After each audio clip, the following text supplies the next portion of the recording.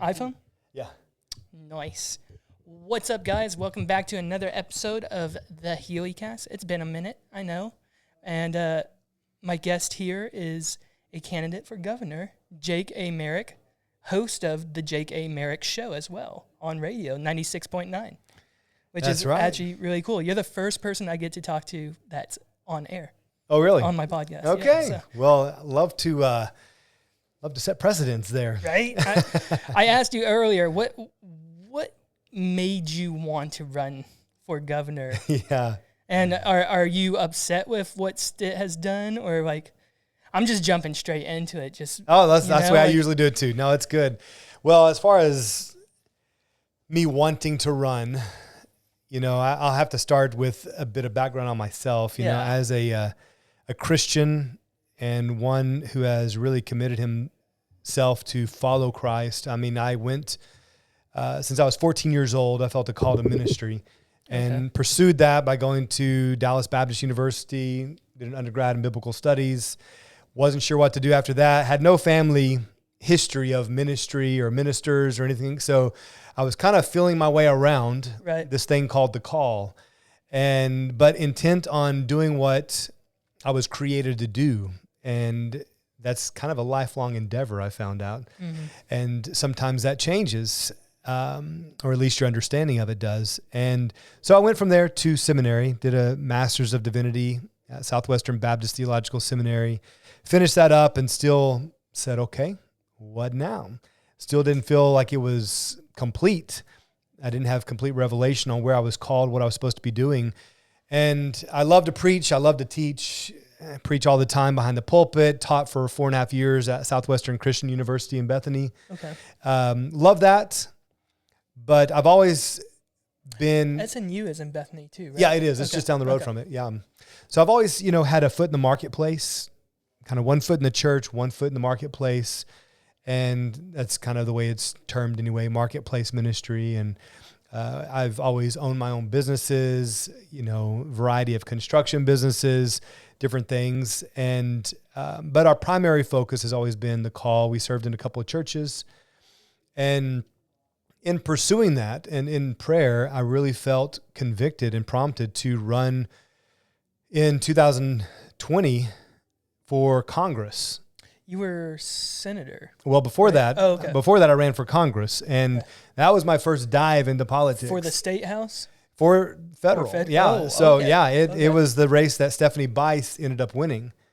And we had recently moved into her district, not knowing it was her district, but we were there. She ended up winning. There was a total of 9 candidates, including myself. And I did that out of obedience, felt like, hey, this is where God is leading me. It was a big curve for us because we'd always been really in the church. I've been a personal trainer for years, owned a couple of gyms, and that was a ministry of mine as well. Did construction, but never thought ministry or never thought politics. And then suddenly we're jumping into Congress.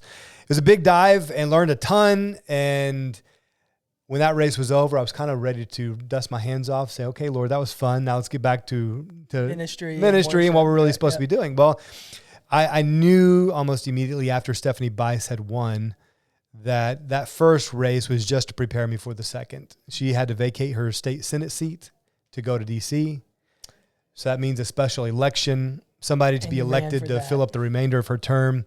I happen to live in her district. We had recently moved there. I looked at all the pieces on the table and said, God, you're just arranging this perfectly. So I ran for that seat. God parted the waters, long story short, and we won that seat. I always say we because I always include my wife in this. But you should. I mean, it has to be. Your wife is your in sports. She's like You're Shay and she's Chet, right? So, or something like, or is it Williams? Who's Jalen? Or Lou? You pick anyone. They'll mash with Shay, but you're Shay. That's the point. Gotta lead, and man, she's my rock right there beside me. Depend on her so much. And you have kids? We have 2 girls. We have a 15-year-old and a 10-year-old. Get those right. Had 2 myself. Well, I didn't have them, but my fiance had one back in February of 24, and then just one May this Awesome. year. Awesome. Congrats. One boy and one girl, and we're done. We're done. Well, hang on. She has an 8-year-old already from a previous relationship. We say we're done at least. We'll see. Yum. Well, but you're right. She's Latin, so, you know. We'll see. We'll end up with 12. Exactly. I was starting football team at least with one reserve. Starting lineup. No, but are you, so running as governor, are you pleased with what Stitt has done for the state so far? And how are you, answer that real quick, because I have another question that's going to kind of just steer to a whole different area. Yeah, well, you know, your opinion on Stitt. As with most people up at the Capitol, when I get to know them as people, they're good people. Right. And there's a lot of people I am very much on the opposite side of the aisle with, that when I can sit across the table with them and enjoy their company, and I believe that they're good people, probably doing what they believe is right. Mm-hmm. And so I have to always make that disclaimer, because I don't want to make them out to be devils or anything. It's easy to do in politics. But I don't agree with Stitt all the time. I think this year he's made some more aggressive moves, highlighted especially at the very end of session when he vetoed 68 bills. Right. So very aggressive, really pushing for tax reform. He did it last year as well. I want tax reform. I think everybody does. You know, it's good when the government doesn't steal from you. Honestly, I want to be one of the freer states. I like what Florida and Texas have done with their taxes, especially Texas, with having up to 10 children. You have basically 100%. See, you're already talking 10 children. See, I mean, if Oklahoma does it, then you've got, I'll do it. Get 100% property tax wiped out. I'm fine with that. That's a big one, and I am all on board for that. Is removing property tax completely. There's no reason. And it helps with our population as well. For sure. I mean, people want to move where there's freedom. Right. And don't get me wrong, our population has gone up since 2020 because of COVID. And, I mean, people fleeing blue states. We're a redder state. We are probably the reddest state if you look at election time. But I would like to see homegrown population more. Yeah. I mean, hey, it says a lot whenever people want to stay. And but like also a lot of people will fight that and be like, why would you want to make more idiots? Because Oklahoma ranks 49th in education technically. Got a big problem with education. Yeah. So what is the problem with education? Like I get it. We can't pay our teachers.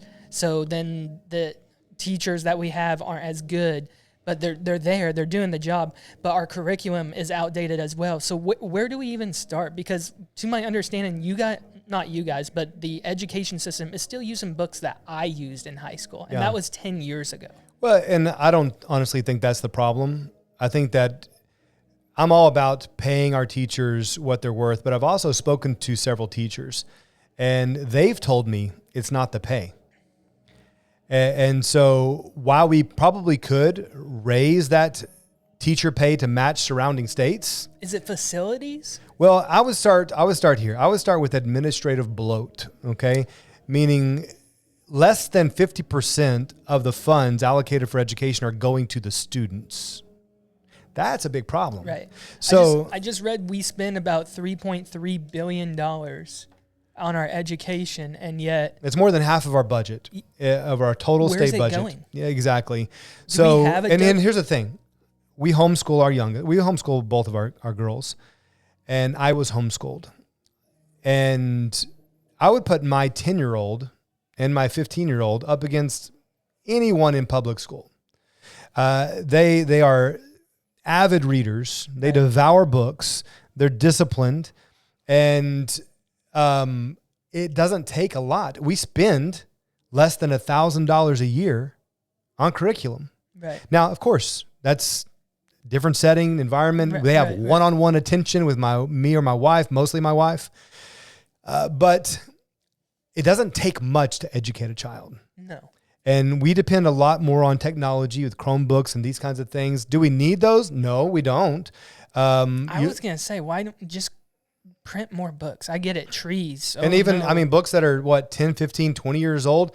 You know what? If you mastered that, you'd still be pretty brilliant. You're doing all right. I mean, sure, you don't have, the last administration or this current administration to learn in the history books, but you might have the first Trump administration. Probably not. Probably not. You're not going to have the Trump administration period in history books, depending on the state. Well, they're obligated to update curriculum. I think every 6 years is what it is for different, like this year was social studies. Okay. And so next year will be a different subject. Gotcha. And so it's updated. It's a slow process, but it is. But again, that's not the core issue. And I don't think teacher pay is the core issue, although if we redirected funds to the teachers in the classroom rather than paying over 50% to administration, we have several districts. When you mean administration, are you talking about like superintendents and superintendents? Okay. Superintendents tend to be the main focal point. One of my good friends from church is a superintendent. I get along great with him. He gets along great with me. So I put that disclaimer in there, just like when I'm talking about teachers. Like there's good superintendents. Do you both agree though that it's gross? Yeah, he has said that he agrees as well. He comes from a small school district, so he's not one of those getting a crazy salary. But you have those like Union out in Tulsa, you have Oklahoma City, Norman, where the superintendents are making more than the president of the United States. What about Stillwater? You know anything about Stillwater? I don't know what it is. I know that there are multiple districts that the superintendent makes over $250,000. Wow. And then that's not including their staff. That's way more than the president. And wow. We have, I think it was like 530 school districts. Jesus. So you compare that with a state like Florida. 530 superintendents. Yeah, where you have Florida, what is it? I think Florida has like 70. To put that in perspective. No, but their school systems are spread out further though, aren't they? So like for example, like for Oklahoma City, like the Yukon, El Reno, and Mustang would all be under one school. 67. Florida has 67, 67. It says. Yeah. So here's I think a possibility. And all these things need to be sometimes you can't just come out, this is the answer. You got to throw out possibilities and have the discussion, have the debates. But I think this is part of the discussion is how do we, I don't want to consolidate schools, but what if, for example, we said for every one superintendent, they oversee 30,000 kids. So in a lot of rural districts, that's going to broaden that to include multiple schools. Right. In other school districts like Oklahoma City and Tulsa, you might have to have two. You would separate that out so that two superintendents oversee those schools. It's literally like House, the representatives. You cut out they represent so many constituents. You get a district and you stick to that district. Yeah, okay. I think that's a possibility, and it seems fair. Every superintendent has the same number of students. If anything, you might even pay the rural school districts more because they're going to have to travel longer distances between schools. Right. But they're all going to get about the same pay. Of course, that would be determined by their school boards. Do most states have less than 500? Well, it's again, you have to compare with states of comparable landmass and population. But yes, it is, I believe, Texas probably has more than 500. Oh, yeah, I'm sure it is. Yeah. They're huge. I get that. Let me see if I can search that real quick. But Florida, like that, Florida, 60, you said 67. 67, that should be about what Oklahoma has, maybe 70. So Texas has, it says 1,224 educational entities is what it says. 1,200. So big state, obviously. Well, yeah. But Oklahoma, I believe that's one area that we can look at. Another one, when we have standardized testing and we're teaching to the test, we're not teaching kids how to learn. Right. We're simply teaching them to regurgitate information. Yeah. So the goal is to get them to pass the test so that the schools can get more money. And it's a standardized test. Yeah. So it's like it's one test, and I know you've probably seen the example, but it's like the example is there's a tree, and you have an elephant, you have a turtle, you have a monkey, you have a giraffe, and then you have the teacher, and it's like, okay, here's the standardized test, climb this tree. Yeah. I think every student has their own way and technique, And I'm not sure how you would do that in the school systems. It becomes very difficult. That's also why I love the charter school model. Is the charter school is it kind of like almost a GED kind of you? No, not necessarily. A charter school Explain to me what that is. I guess I don't know what a charter school is. So it can. Well, I'm stumbling over my words here. Do you know? No, I have no clue what a charter school. No, is it like a tech school? No, it's publicly funded. Okay. And in Oklahoma, you have a supervised school. So Oklahoma City, for instance, their public school district would sponsor a charter school. Okay. But that charter school could then create their own unique way of teaching. So Dove, for example, is a charter school in Oklahoma that teaches math and science. So they specialize in math and science. If you have a kid that's their propensity, they are great in math and science, you take them to Dove, and where they can be focused on that and excel. There's other classical models that teach more of literature and a classical style of teaching. But these charter school models, there's a lot of criticism on them that they, I guess the criticism is they don't have a school board. Okay. So you don't have elected individuals overseeing taxpayer public money. But they do get public funding. They do, yeah. Why don't they have a school board? Just because of the way they're teaching, or? Well, I believe part of that is because they have a sponsor school who does have a school board. So that school board is supposed to but kind of supervise them, make sure they're checking all the boxes. But what we're seeing, states like Arizona, for instance, they have the best reputation for charter schools in the nation. Okay. And, I forget their percentage, but it's over 50% that they are blue ribbon schools with kids that are excelling. And, I think that when you can customize education to a child's, like you said, unique learning style, then you're going to get better results. Exactly. And then also you're going to have a lower teacher to child ratio in those in those classes. So lower overall population in the charter schools. The teacher isn't going to be as stressed either. Yeah. Yeah, it operates, it feels more like a private school. It's a win-win kind of, honestly. I believe it is. I think that I like that model. Of course you have... How does that work for the SAT and ACT, though, when you take... Well, they can still take it. Just like a homeschooler can take a ACT and SAT. Okay. Yeah. I wasn't sure how different of a learning... because you're learning differently. Yeah. But I guess they still have to semi-prepare you for the SAT and ACT. Yeah, and all of that really assumes college. Right. Which that trend, I believe, is really shifting. And more are thinking tech schools, vote tech schools. It's a scam. No Charlie offense. Kirk is, I tend to believe Charlie Kirk with that. Charlie. Yeah. A lot of people graduating with useless degrees where you have others going to VOTech and they're becoming a plumber in 2 years, immediately putting their skills to work. They're only $19,000 in debt, if that. Sure. Usually it's probably 10 to 15. Well, a lot of them are working while they're going to school in that trade. Right. So they're paying it off as well. But then once they graduate, it only takes them a few years to pay it fully off instead of working your whole life like a lawyer. And then when you're 78 and you're already retired from your lawyer job, or maybe you're not, but you're sitting at home and you finally make your last paycheck and then you die.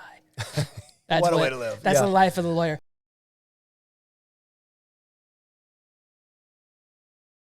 We're back. Okay. With charter schools, do you believe, how would you introduce them to Oklahoma? Would you do a kind of copy of Arizona, what they're doing with their schools? Well, they're already here, obviously. Right. But we have far fewer of them. Mm-hmm. That's why I meant, sorry. So in talking with the chairman of the Oklahoma Charter School Board, he was talking about them going to Arizona and really taking a look at their model out there just because they have the reputation of being the best in the nation. So he's the one, Brian Shellum, is the one who informed me about what's happening in Arizona. And he likes the direction. I think the board they agree on this, that you even remove the requirement for a sponsor school over these charter schools to really set them free to do what it is they do. because oftentimes those sponsor schools will make them in their own image. Mm-hmm. And so it really says, yeah, you can do this except for this, this, and this. So they're really not free to educate like they would like, right, or like the students may need. They start, creating another public school. Yeah. I mean, I get what you're, yeah. So that's one option. And I think that doing that would help those ramp up more quickly. Mm-hmm. A big caution here because of Epic. Epic was a charter school, is a charter school, but their history of corruption. And so that is the argument, is that people ramp these up for their own personal gain, not really to help students. Let me ask you this. I know you homeschool your daughters. Would you send your daughters to a charter school if you didn't homeschool them? Well, we did. You did? We did send them to Epic, our oldest daughter, okay, for a while, until they changed. Because they became so popular, they grew in numbers, and then everything, the way they did class changed. So she went from 1 year in a room that's real relaxed like this. They were doing their assignments on couches, on the floor, wherever they could learn best. Right. And it was great for my daughter, who does not work well, sitting in a seat for 8 hours, right? And so because they grew so much, they moved everyone to the traditional classroom setting, more corporate, sitting in a chair, and it no longer worked for her. So we had to pull her out, and we started homeschooling. I was going to ask you what started the homeschooling and everything, because I mean, with the charters, you running as governor, I am going to ask you questions like, would you do that for your children? Or, like, because I have kids myself now, so I genuinely want to know, like, if you wouldn't do it for your kids, then why are you preaching it or whatnot? And I assume whatever you preach, you wouldn't, you're not going to preach something that's false. I mean, how I've met you so far, I mean, we just met 30 minutes not ago, too long but ago, I feel like I've known you just through text and everything. Yeah. You've been very helpful just getting this set up. How's the poison ivy, by the way? Yeah, it's gone, thankfully. Good. I was for worried. now. It's just interesting. And I mean, I would ask the same question with Donald Trump. I'm like, would you let Barron go to a charter school? Sure. Or, obviously they have the money, all the money in the world and whatnot. But I mean, it's just, It really is about finding the best fit for your kid. And we have done everything with my oldest. Our youngest, she's only homeschooled. Why is that? Well, for a few reasons. One is the education system is, sorry for interrupting. No. It's, in my opinion, it's kind of indoctrinated a lot. And I don't know how it's hit Oklahoma necessarily, but I know West Coast, East Coast, New York, California, Portland, those kind of areas, I get it. Wokeness. Yeah. Let me teach you nothing about education and gender and all that kind of stuff. Yeah. Doesn't make any sense if you ask me. Nope. But it's hard to believe that it's here in Oklahoma. I could see it in places in Texas. I mean, I guess it's not hard for me to believe it in Oklahoma. I've always found Tulsa, the Portland of Oklahoma, kind of more liberal. Yeah, I think it's easy to say, especially with their current mayor, their new mayor. But also when I was younger, I always thought Tulsa was conservative because they were the oil, capital of Oklahoma as well. So it just confused me what Oklahoma City was. And every time I've come here more and more, it feels more conservative, more Christian, more family oriented. When I go to Tulsa, I feel like I've gone to Chicago or Gotham City or Portland. Right. The only place I really do feel safe in Tulsa is the gathering place. And I don't really feel that safe there either. But it's a neat place. It's Portland-like. That's all I can tell. Right. It's blue hair, pink hair, weird people. You might be listening. Please don't hate me. Sorry. But I mean, where was I going with that? Why homeschool? Yeah. With the indoctrination of education. That is a big part of it. As Christians, we want to, well, first of all, I would encourage parents to always be engaged and involved in their kids' education, no matter where they're going. Why not a religious school? Well, I mean, that's an option. And we did have our oldest, she went to a private Christian school for a while. Mm-hmm. Like I said, we've really tried everything. Okay. With our youngest, it's just been a good fit. My wife felt comfortable teaching her. They had a good relationship. She was able to learn. I'm not trying to convince you to send your kids to No. I mean, school. we've looked at it. That you guys have the opportunity to keep them home. I want to keep my kids home if I get the opportunity. It is a real so. blessing. It's a huge blessing to be able to do that. It's only 45 minutes. What I've read, it's about 45 minutes to max 90 minutes a day. It depends. It just depends on the kid. And so, our youngest, she will get up and start dancing. And so we're like, hey, sit down and do your work. So, we have that flexibility though. And if we need to take a trip, we'll take a trip. If we need to run an errand, my wife will run an errand, come back and resume studies. It's very fluid, but we can go on tons of field trips. I mean, everything is a learning experience. Now, are you using a computer system to do? We do use the computer on some things. Most of our stuff is with physical books. How do they graduate or move on to the next step of a lot of curriculums are accredited, so they can get their diploma through that. Okay. And we're actually shifting to a new curriculum this next year that is accredited, where when she finishes, then she will have an official diploma. Now, here's the real question. The accredited curriculum, how do you know that that's not indoctrinated kind of material as well? Because you have to use discernment. I mean, and firsthand because you're teaching it to them. Gotcha. So you're right there in the middle of it. And, it's interesting. Just last night, my wife and I sat down and looked through the curriculum, and we go through the books.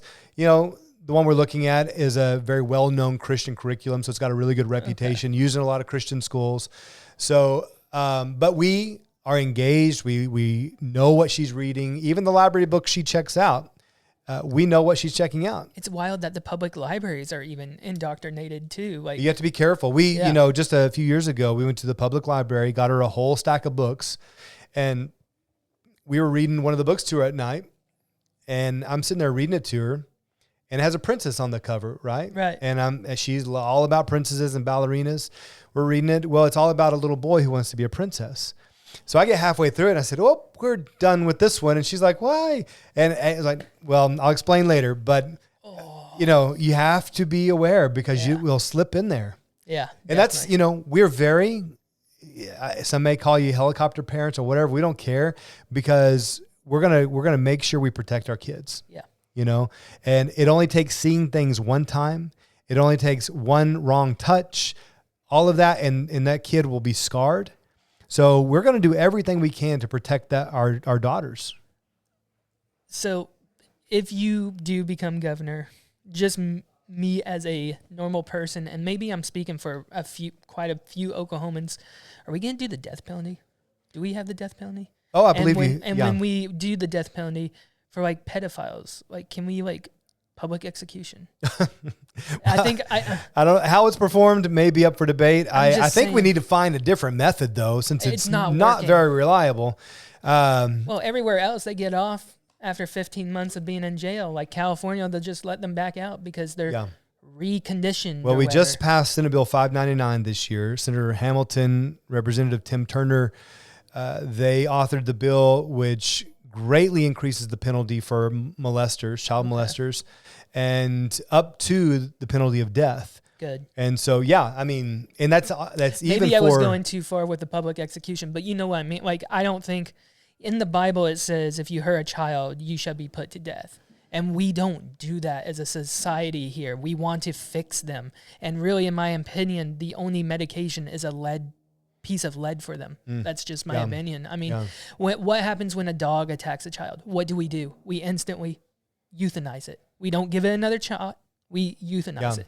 Well, in state statute and law, then we have to set parameters that will then be decided by a jury of their peers and a judge, right? We have to give them due process, let every case be examined on its own merits, and let the jury decide what the appropriate penalty is. Yeah. But I appreciate that is now an option. Yeah. And even life for a first offense is very important. See, even for first offense. I know. Very sensitive. Hey, if it's my daughter, I have a daughter now. So it's. Exactly. You think about your own daughter and you want it done right now. I don't know how I got onto the For You page of TikTok, but on the side of dads just killing the serial killers or the molesters. I can't remember his name, but he's on the phone and he puts the phone up and he starts shooting. Yeah, I forget the name of that one too. It's one of the most famous ones. Yeah. Or the mother that just kills the guy in the courtroom from Slovenia or whatever. And it's just hard to blame them. Hey, I'm that parent though. That's who I would be. I'd go, I don't care. Yeah. Yeah. Well, yeah. And sometimes, I mean, certain judges would be like, go home. Certain judges would just take it in their own hands. Like there was a case in Texas where a dad, like his daughter came home after being molested, and she told him, and he went over to the guy's house and beat the guy to death. He called the police himself and was arrested, and then the judge ruled not guilty. Right. And he was let go to go home because of the whole situation. Apparently, the guy that was doing that to his daughter was doing it to his own daughter too. Well, exactly. So he freed the father of the daughter freed his family as well. Yeah. Right. Right. It is a cancer for sure. It's disgusting. Yeah. Like I mean, and I hate saying this, but like I'll look at girls or women around in the mall and I have to be careful myself because I'm engaged, and I'm not talking about like cheating or anything, but it's just like they're probably 16 and they're looking like women out here. Yeah. Yeah. It's Are we going to stop with the fluoride in the water? Big jump there. You're running on health for Oklahoma, and that was a horrible transition. But like, I was just thinking about that. I mean, we probably have a lot of hormones in the food and everything. So. I am going to lead a massive health revolution in Oklahoma. I like that. It has to start at every level with our food, even before our food, our land. The farmland that's being spread with human manure, the biosolids that are full of toxins, full of chemicals, PFSAs, the PFAS, the chemicals that don't degrade, the 100-year chemicals that, of course, are going to your system, into the animal system that you eat. Yeah. And so we're dealing with microplastics. We're dealing with fluoride in our water. Exactly. It is rampant, and this is going is absolute dependence on the government to feed us. And when the government starts feeding you, you are in the wrong place. So we better get a hold of our food chain where we could feed ourselves. We could feed our own people. And, it's one of the reasons, a related issue is the quote unquote green energy agenda, where we're seeing thousands of acres covered with solar panels. Well, I mean, sorry to interrupt again. I'll interrupt a lot. Sorry. No, it's good. But if you've seen a Landman, Billy Bob Thornton's character literally lays it out perfectly about the green plan, where no matter what, in all those items for green energy, you need oil. Right, exactly. The fans. They themselves are dependent on petroleum. You need petroleum for the gears. Even for the gears in solar panels, when they shift for the sun, you still need lubricant. Like, no matter what. And also the panels are made out of a certain type of petroleum, What happens when the windmill blades have to be replaced and the panels be replaced? I'll tell you exactly where it goes. It goes to Winnebago, Iowa, where there's a giant hole in the ground, and they grind it all up, throw it into the hole. That's it. And it'll be there for 20 million years. Yeah, exactly. It's not going anywhere. It's disgusting what we do to this planet. Yeah. And I'm not the biggest planet freak. Like I would love to drive a gas guzzling truck if I could afford it. I don't. It's not that I don't care. It's just I'm also the type that's use as much as you can while we're here. Mm-hmm. And there's recent studies. I may be wrong, but just recent studies that say oil is proven to not be coming from fossils. Because if you look at old oil sites, they'll retap them. Yeah. Companies will retap them. Right. Why are you retapping it if it's already tapped? Yeah. I don't think they came from dinosaurs. No. So they obviously replenish somehow as well. Yeah. So what is oil and all? I need to get a scientist on, because obviously I believe it's a blessing. I believe it's a gift that we were able to use that for energy. Right. So I'm all about maximizing our natural resources of oil and natural gas here in the state of Oklahoma. Are we going to tax oil companies higher? Because to my understanding, and correct me if I'm wrong, last time I checked, we only tax oil companies at 2 to 10%, while other states are Texas, for instance, it's taxing them 35 to 50%. Yeah, and I feel like we're kind of missing out, but yet we have the most oil companies here out of all the other states because everyone's taxing the hell out of them. I get it. I don't want these oil companies to leave, but I also want profit for the state as well because, I mean, I go to Texas, I'm like, I want a Buc-ee's here. Excuse my language. I'll bleep that out. I'm sorry. But, I mean, like, you know what I mean? Like, it's just, I look at Texas and I'm like, everything is bigger here. Oklahoma, like people, I'll tell people in Texas, I'm like, yeah, I'm from Oklahoma. They're like, oh, North Texas. No, Oklahoma. Yeah, North Texas. Shut up. Right. Yeah. No, I want to be careful, obviously, with any kind of taxation. Sorry. No, it's fine. We have to have these discussions.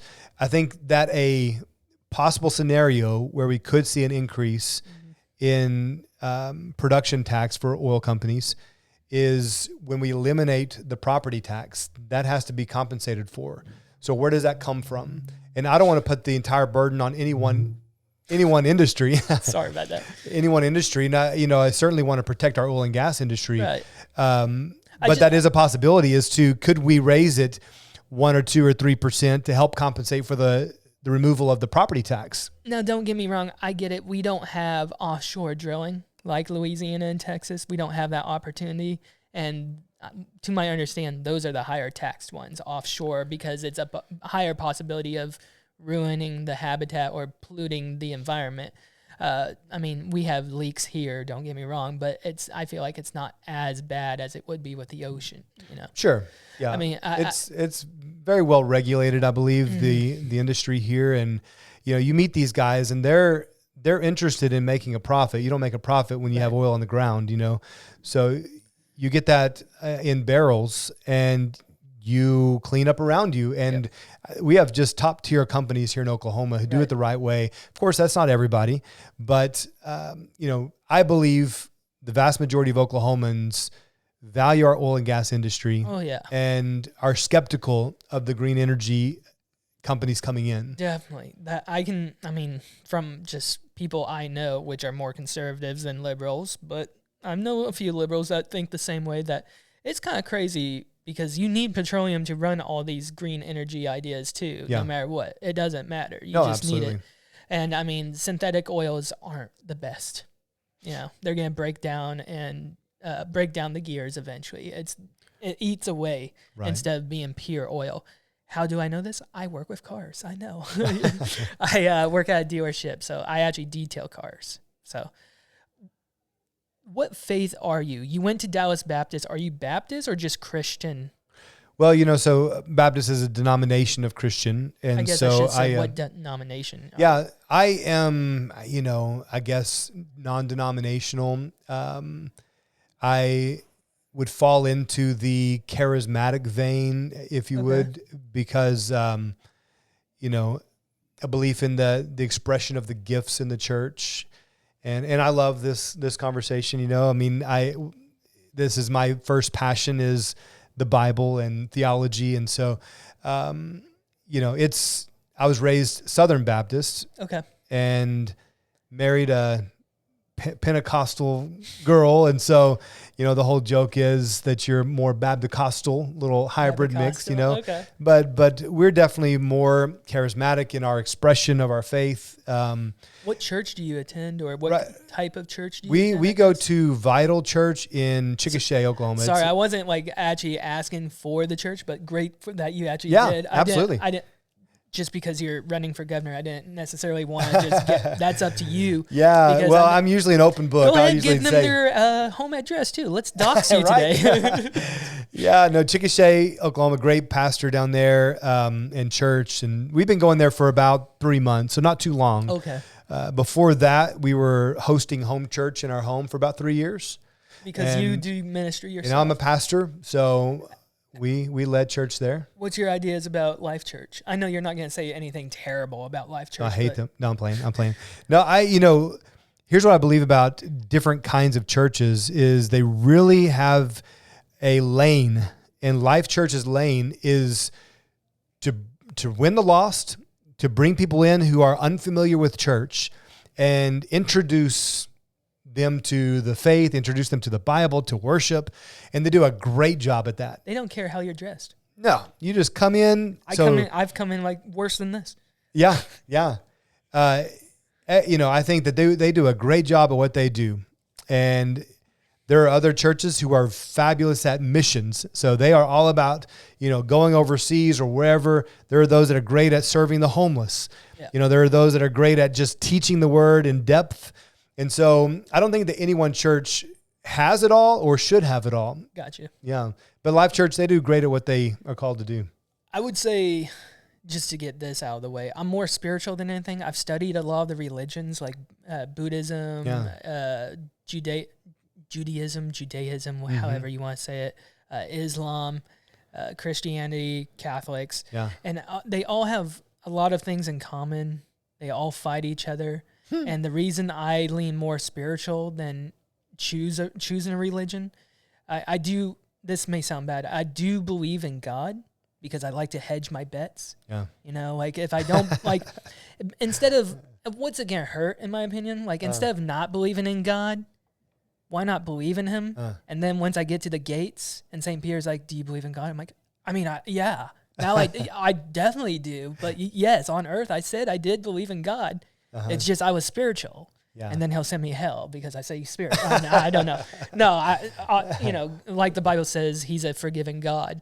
But where I was going with that is just a lot of the religions also have that predator, pedophilia thing too. Catholics, Jews, Islam, Muhammad. I'm not going to go in depth with it, but just a lot of the religions are about young people too. And it's just like, I get it when it was written, the times were different, but also it still describes that the man is like in his 50s or older, laying down with a 13-year-old. So it's I'm not going to ask where, like, how can you believe in a religion like that? Because religion isn't necessarily like that. It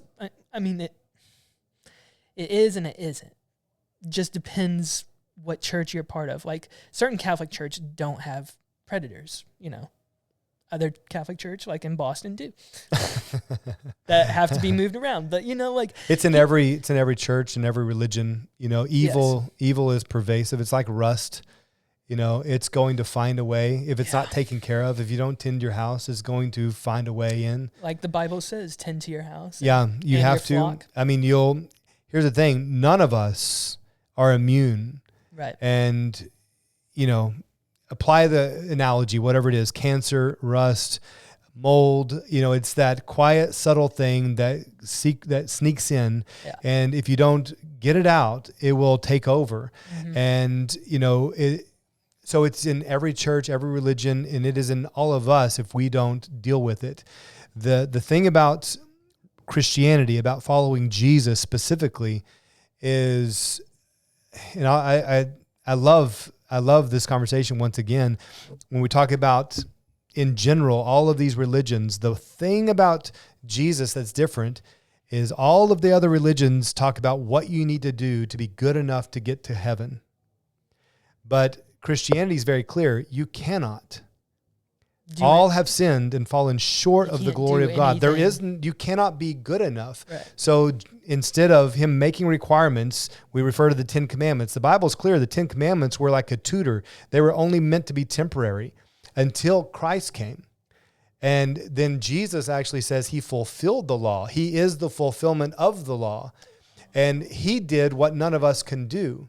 He lived a perfect life none of us can live. And he died in our place, the place that we should have died. Right. So the whole point of the Christian faith is not what you can do to get to God, but how God came to you. It's all about grace and love. He came and did for you what you could never do for yourself. Right. And so now it's easy. The Bible says you're saved by grace through faith. Right. You simply believe. Jesus came and lived the life you couldn't live, died in your place. If you believe that, his righteousness is given to you. And now you go to heaven, you go to the pearly gates, like you said, and Peter, if he's there, that's a kind of a whatever. Right. But it says, why should I let you in? Because of what Jesus did. has nothing to do with your own ability. Right. Yeah. You know, that's the beauty. That's because why it says. I mean, you didn't do anything. That's why it's called the gospel. The gospel actually means good news. So here's a question: do you think Hitler's in heaven? If he trusted in Jesus, here's the thing: That's the most vile person, if they trust in Jesus, their sins are wiped away. Here, isn't that crazy? I'll cut this part out because I am genuinely curious. Yeah. Do you think Jews get into heaven? If they believe in Jesus. But they murdered Jesus. So I was just curious. No, absolutely. You know, anyone who trusts in Jesus. Catholics and Jews together kind of killed Jesus, if you think about it. Well, because, I guess Catholics weren't really around before then. Yeah, you're right. You know, it was the Roman Empire. Yeah, right. Okay. Right. And you know, Jews were wicked. Let me clarify. He said it, not me. The wickedness that is in all of us was in the Jews there. Right, yeah. And they did influence his death. Of course, the Romans were the ones who actually crucified him. Right. Well, Pontius Pilate gave him to the people instead of him having to be the judge, jury. Yep. I mean, there's no way around it. The Jews were involved. Probably they are the ones most culpable for his death. It's kind of... But... It's on Pilate. Well, I mean, he could have ended it. But he did give it to the people to make the decision. They said Barabbas. Choice. Yeah. And so they released a convicted criminal over Jesus. And, you know, it was prophesied. So, again, Jesus was... That sounds familiar, what's going on right now. Free the Venezuelan. Well, it's... Put Trump in prison. You know, it never ends. No, it doesn't. But... You know, that's probably not a good comparison. Sorry, guys. I'm not comparing Trump to Jesus Christ. There you go. There you go. But, I'm a comedian, guys. I'm going to make jokes about everything. It is something I believe that we have to return to as a culture. Virtue. Well, Oklahoma has more churches, I believe, per square mile than any state. Well, as they say, that... You know, standing in a garage doesn't make you a car. Going to church doesn't make you a Christian. True. And you can be in a church your whole life and never know the reason for it. And Jesus's number one enemies, they were the religious people of the day. That's very true. You know, so religion for religion's sake is very nasty and dead. You know, God is all about life and your purpose. And whenever you connect with your Creator, and the Bible is very clear that the only way to the Father is through the Son, that Jesus is the way, the truth, and the life. No man goes to the Father except through Him. So whenever you surrender your life to Him and trust Him for your righteousness, you get access to God, your Creator. All of a sudden, you understand your purpose, and He starts leading you down this path. That's what led me to run for governor. You know, ultimately, it's about a relationship with my Creator. He starts leading me and says, now I want you to do this, and I want you to do this, and I'll empower you to do it. If you'll have enough faith to trust me, I'll give you what you need to do it. Trying to think. I guess I'm going to transition. Transition. This isn't going to be a good transition. Native Americans. Yeah. Stitt has been kind of harsh on Native Americans. I haven't been really opposed to his harshness because I do believe either give us sports gambling or give us give us your taxes is my opinion. Also, that's a joke, but like I've gone to Oklahoma reservations, native reservations. They're not nice. They're not as bad as like Montana, Wyoming. Don't get me wrong, but they're not nice like the Carolinas Native Americans. Like the Carolinas Native Americans. They're very rich, very well off. Every child born into the tribe like is set up with $1 million just like that until they're 18, and then they have the choice to go to college or accept their however much money they have with the tribe. Here in Oklahoma, what I've noticed is the people of the tribes continue to suffer while the casinos and the 1%, I guess, of these tribes are living just fine, just like our bureaucrats in D.C. And I'm not trying to step on Native Americans' toes because I'm going to marry a half Latin, half Native American. So like, she agrees though. Like she's like, where is the money going if it's not going back to the people? And my opinion is it's going back into the casinos and going to the 1%, like the bureaucrats. Right. So I'm just like, I mean, I'm one of those people, if you give us sports gambling, I'll shut up. Just give us I just need a sports book. I don't know where the money is going. I wasn't asking about that, but I was just curious about your opinion, because Stitt has been very on it. Yeah. And you running as governor, are you going to continue the pressure, or are you going to just maybe why don't you guys just sit down and have a actual conversation? Because what I read, it sounds like Stitt's just on the phone with the tribe. I don't know actually how that conversation happens, but I believe you're right. I believe you have to sit down. Podcast. You have to sit down. Let a stoner guy like me talk to the tribes and you as governor and be like, guys, mediate. Let me go to the dispensary and we'll smoke a peace pipe and we'll be good. Yeah, whoa. It generates a lot of hostility and opinions. It's a touchy subject. It is. And I have to say this is that, and I want you to win, so watch out.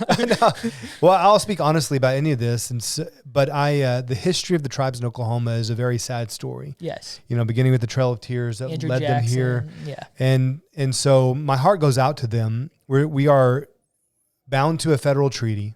Yes. So that makes things complicated. We as a state, the question is, can we unilaterally make decisions? It appears that with the McGirt decision, that power, that authority has been stripped from us as a state. I can't say that I completely agree with the McGirt decision. I would like to see that reconsidered. Can it go to the Supreme Court? Well, that's where they decided it. Oh, okay. So they decided the McGirt decision, and basically, you had a rapist. And I believe that fact is right. Just if it's not, forgive me. But what you're talking by the name about. of McGirt, yes. He happened to be a tribal member, so they turned it back over to the tribes to determine his fate. And that was the new precedent. That is the new precedent, is for the tribes then to try their own. So what complicates the issue is things like Tulsa sitting right in the middle of a reservation in tribal land. Yeah.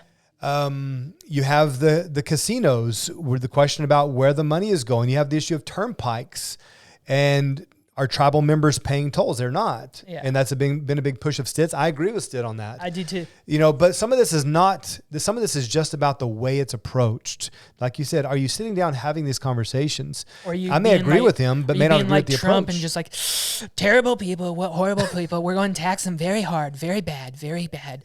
Tariffs for them all. I don't know if we can tariff them, but we'll find out. It'll be fine. He's got a way about him, and that's his way. Right. I mean, it works for him, so... As a state, while I'm on tariffs, just real quick, as a state, can we tariff companies or other countries? No, that would be on the federal. Yeah. Okay, I wasn't sure. Would it be for states then? Would we tariff other states? Like Culver's, for instance, is a Wisconsin company. Culver. Have you ever had Culver's? It's up in Kansas City. Really good burger place. Oh, right. Yeah. Culver's. Yeah. Culver. Yeah. Is it Culver's? Yeah. I was saying it wrong. You're right. Could we tariff technically them if they were here in Oklahoma, like a Buc-ee's, or is that just nonsense? You have, it wouldn't apply to like retail stores and things like that, but institutions like universities, they may have different standards for in-state or out-of-state, and even hunting license. Right. Then they may charge more for out-of-state hunters to come in and hunt. If you win as governor, can we drop the prices for residential hunting? Oh, yeah, down? Right. And I think that fishing, I have to look at the details. Senator Hamilton had a bill to do that to give priority to in-state hunters. Fishing went up to $27 when I used to pay $21. Yeah. And hunting is now $31 when it was literally $20. Uh-huh. And people have to remember that all of that, there are different forms of taxes. But where is this money going when a lot of the WMA is being closed down or OLAP land, Oklahoma Land Access Program, is not being even reinvested? Like a lot of the farmland that I used to hunt in northern Oklahoma for pheasant and quail is no longer available. OLAP land is completely gone because the state didn't renew with that farmer. So now I have to drive another quarter mile or wherever to try to hunt a pheasant. Wow. And I don't even know the field, It's crazy. Right. Well, we need to go pheasant hunting sometime. Okay. So, yeah. I have your phone number. I love pheasant hunting. Where do you go? Western Oklahoma? I actually have never been pheasant hunting, so you need to educate me. But I that's what I've heard is out west is the best spot. I do wild management, so I don't do the ranches and stuff. I like trying to actually walk and stuff. So it's not a guarantee on getting anything, but also it's a fun time. Yeah, exactly. Regardless, have Secret Service out there. That'd be cool. As governor, does governor gets? Yeah, governor gets secret. Yeah, they have a security detail. You're semi-important as a governor. Make sure you stay alive. So I mean, it's a shock if you get assassinated. I'm pretty sure. God forbid. I hope that doesn't happen to anyone. You coming from a background of religion and the radio, and you being bald like Joe Rogan and Mark K. It obviously gives me an advantage. It gives you 100% advantage. You're trustworthy just because your shiny head. It distracts people. I'm hiding nothing. Yeah. I'm hiding nothing. Yeah, exactly. Bareheaded, nothing to hide. That's right. I like it. I like it a lot. When is the election? 2026, right? 26, yeah. So the general will be next November in 26. But it'll be decided in the primary. So the Republican primary, I believe, is going to be in June. I was just about to. June of next year. So full year from now. Okay. Yep. June of next year. And then are you guys going to do debates and stuff? There's several scheduled. Okay. So we'll do that. And have you qualified? Because you have to have a certain percentage to even debate, right? Well. Or is that just federal with RFK? No, I think that it may depend on the host and what they want, but I currently, as of this recording, have not filed. Oh. But I probably will be by the end of the month. Okay. That's a little breaking news here for your podcast. I originally had said I would be looking at next April. So essentially going to the deadline before officially filing. And so the way I'm doing this campaign is very unorthodox, intentionally so, to challenge the root, to challenge the whole system, starting with the campaign. Okay. So if you want to dig into that. Oh, definitely. Yeah, I'll have to. I'll definitely. The ones that are running for sure is Gentner. Getner. Right? Getner Drummond. Getner Drummond. Gentner. The Attorney General. Attorney General. Is any Democrat running? I haven't heard any Democrats. Cindy Munson, Representative Munson, has filed on the Democrat side. Okay. And she's the only one I know of as of this recording. And then, former House Speaker Charles McCall has filed. Connie Johnson at all? Not that I've heard of. Because she ran last time, right? I wasn't sure if she was. I don't know if she's officially filed. I did hear rumors of possibilities, but. She came on to my other podcast, The Highness and Boozer, a long, long time ago. And I tried asking her the question about the 2 to 10% tax, and she's like, no, we tax them way higher. She just refused to answer a question. She's like, that's not true. That's fake news. We tax them the same as Texas and Louisiana. I was like, I have it here on my phone. And she just wouldn't accept it. I was like, all right, whatever. And I was like, you're more than welcome to come on to my podcast anytime. And I've invited her, and she just never responded. I was like, I guess you don't like facts. I'm not trying to be mean, but it's just facts are stubborn things, aren't they? It's like Oklahoma, we have the most oil. Let's work on it. Yeah. Hey, buddy. We're getting interrupted. We're about at the 1 hour mark, and I hate to do it, but I'm probably running out of space on that camera. What do you have to promote other than the big news that you're going to enter the race here next month, which is awesome? If you need anything, help back on the podcast, whatever you have your own media source too, which I'm jealous. That's awesome. But if you want to come back onto the podcast, you're more than welcome. Thank you. If you need my help in distributing or knocking on doors, I do have babies, but I'll knock on doors in El Reno. Yeah. El Reno is a very conservative place to my understanding. So one of the things we're doing here is I'm not taking, as of now, any donations from individuals. And for the duration of the race, I won't take any money from PACs or special interest groups. And so the reason for that is I want people to have absolute confidence that I'm not bought out. Well, you should be asking the people for the money. You shouldn't be asking. And that's typical, and there's nothing wrong with that. But one thing I'm doing is I'm encouraging the people, the money you would donate to my campaign, I want you to go and reinvest in your community. I want you to go and buy your own signs or your buttons or whatever you want to do. Organize within your community. That's cool. And own this campaign. That's cool. Let it be yours. That's actually a good idea. Yeah. So what would I use the money for? I would use the money to buy signs and give it to you. Right. So you make your own sign. You organize within your own community. Spread the word.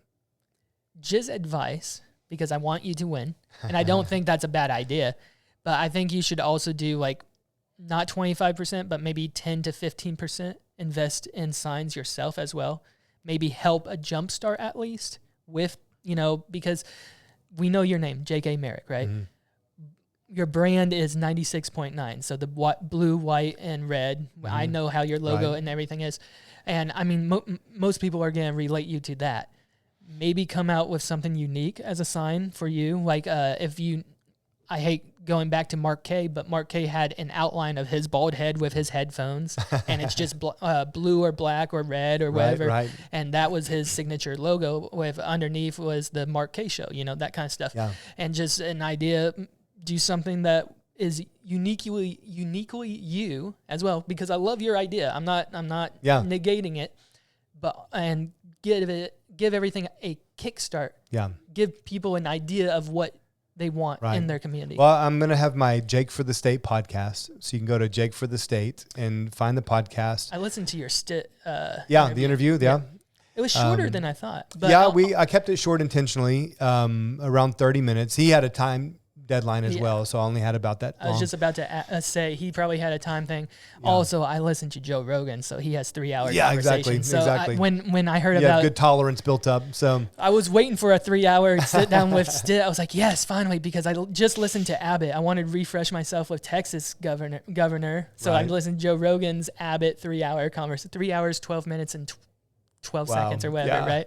And then I went and listened to your 38-minute. I was like, that's quicker than 3 hours. Right. But I will have more on the Jake for the State. I'm really going to put a big emphasis on that. I'll have another one that's going to be launching here pretty soon that I'm excited about. Where can we find you? Social media and all that? Yeah, so you can go Facebook, Instagram, Twitter. It's X, huh? Right? I call it Twitter. Still call it Twitter, right? I don't care. So I'm on all of those platforms, either Jake Merrick or Jake for the State. And we're going to be going strong. We're actually going to be doing big events in communities across the state. That's awesome. So we'll have people out. We'll serve them some barbecue, have some giveaways, and talk about how to change the state. Just like how Stitt did when he ran as well. So we'll be cooking up some Bevos. Oh, that'll work. Yeah. Guys, go out, vote, support. Like he said, you are the community. You are the campaign. So make your voice heard. I'm going to endorse him already, even before he even enters his name. I'm endorsing you for sure. You gave me the opportunity to sit down with you and talk to you, unlike a few people that I've mentioned before the show. But I've had other politicians on, and I've tried to have Stitt on, but like you said, he's a very busy man. And I'm a long form type of podcast. If I had the right cameras, we'd be going for another few hours. I can talk to you for a long time. It's been good. Nice. And like I said, you're more than welcome. Just hit me up, come back. If you need help with anything, more than willing to help you as much as I can with new kids, but I will help you as much as possible. All right. Well, people can find out more at jakeforthestate@gmail.com. You can get a hold of me there, jakeforthestate@gmail.com. gmail.com. All right, guys. Remember to vote. Remember, we're a red state. Let's not screw up. You guys, I'm talking to you, the ones that moved here. Let's not screw this up. All right? All right, guys.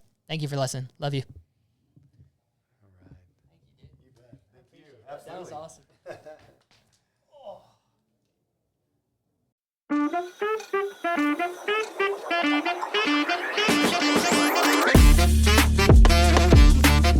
Hello, Mark Trotter. How are you? Hey, I'm good. How are you? Good. Welcome to the HeleyCast. What's up, Billy Freeman? What's going on, man? How you doing? Good. How are you? Good. Hello, Marty. Oh, hey, buddy. What's up, man? How you doing? Doing good. How are you? Next, how are you doing? What's your real name? What's your government name? That is my first question. I'm just going to go right off the bat and go. JJ Wood. What's up?